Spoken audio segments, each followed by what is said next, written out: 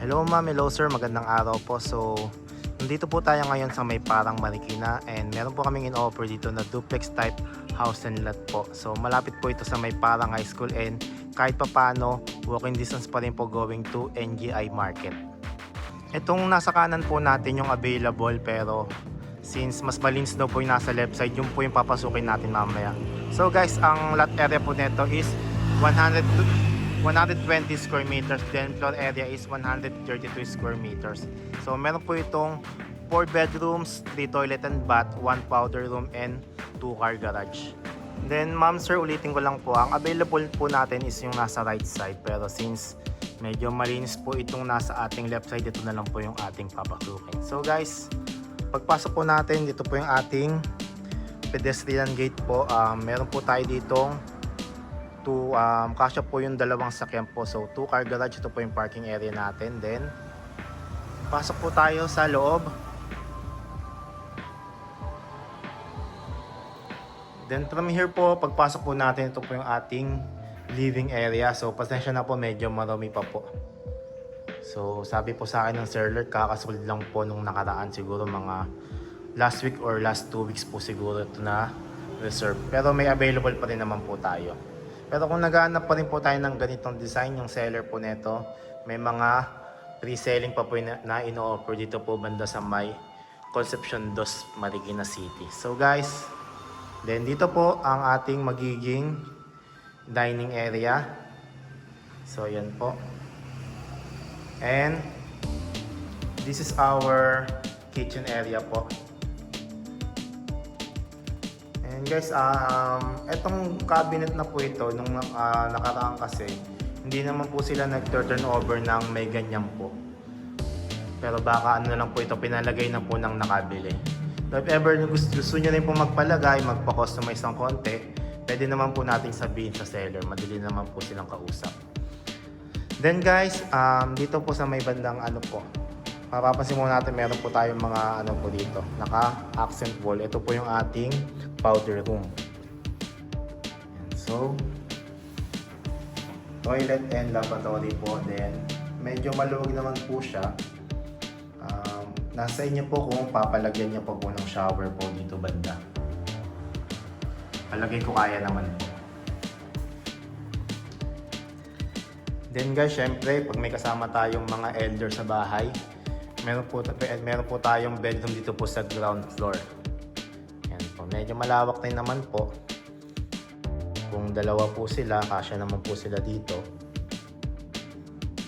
So ulitin guys, pasensya na po kasi medyo marami lang.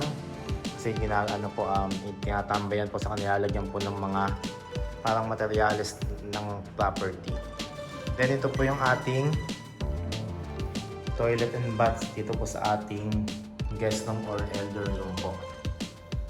So may nakaabang na rin po tayong socket for kung magpapalagay po ng heater. Then guys, dito naman po yung ating outdoor kitchen and pwede rin po tayo dito na rin po yung maging laundry area natin saka service area. So yan po. Medyo malawak po yung ating kumbaga backyard po, yan po, malawak po. Then yan po. Kung gusto niyo po ditong magluto, pwede rin naman po. Then if ever po, kung gusto niyo extend niyo po yung lababo, and maglagay na lang po tayo ng parang po rito.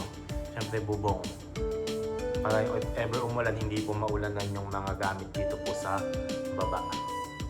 Then papunta naman po tayo sa may second floor po. So nandito po yung ating 3 bedrooms. Then pag-akit po guys, makikita po agad po natin yung toilet and bath para po sa dalawang bedroom. So if dito po yung magiging bedroom ninyo or dito, ito po yung ating magiging toilet and bath. So madilim lang po kasi wala pa po yung mga bulb na kinabit. And then guys, ito po yung ating I think second bedroom na to kasi yung ating first bedroom is yung guest room na may sariling toilet and bath. Then ito po ating second bedroom. Then meron na rin po itong built-in cabinet. Then guys, may abang po tayo ng provision for window type na aircon, pero if ever gusto nyo split type, wala naman po magiging problema kasi bubutasan lang naman po yan. po yung ating magiging view sa labas. I think.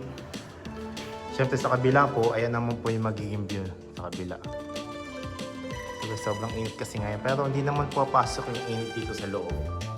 Or wala lang pong hangin ngayon. Then guys, punta naman po tayo sa ating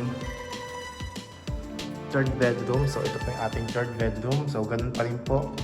We have built-in cabinet and provision for window type na air condition unit. So guys, nabili na po ito, sir. Ma'am, nabili na po itong unit na to. So dito lang po tayo nag-ascend kasi sabi ng gumagawa, medyo malinis daw po itong dito po sa ating left side. So ito po yung pinasok. Then guys, ito po yung ating master's bedroom. So bedroom 4 is our master's bedroom. Then papakita ko lang po sa inyo yung pagbubuhan. Then guys, yung seller po naglagay po siya dito ng, yung nakabili, possible siya rin po yung nagpalagay na itong cabinet na to.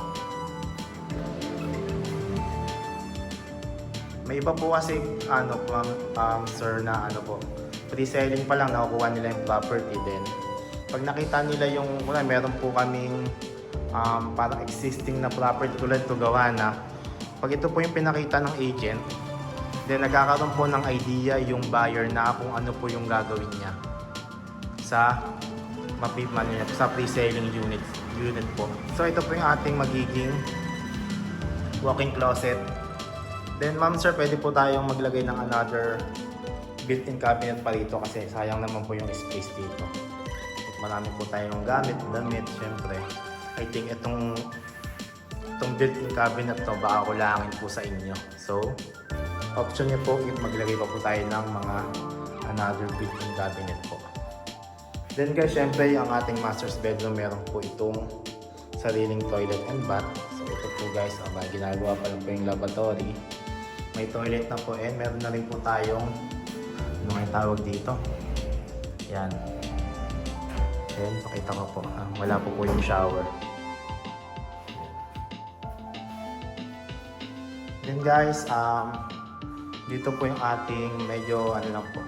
Small lang po yung ating magiging balcony. So, pwedeng maglagay tayo ng upuan. Then, ano ba ngayon? Alas 12 pa lang kasi ngayon, alauna, mag-aalauna. So, hindi ko alam kung saan yung araw. So, I think malalaman naman po natin once na nag-viewing po tayo dito sa property. So yun guys, hanggang dito lang pong ating video tour. Maraming salamat po sa panonood ninyo. So first time ko lang po ngayon lang kasi ako ulit nagsalita sa ating mga video. So yun po. Masanay din po ako ulit. Then hanggang dito lang po. God bless and ingat po tayong lahat.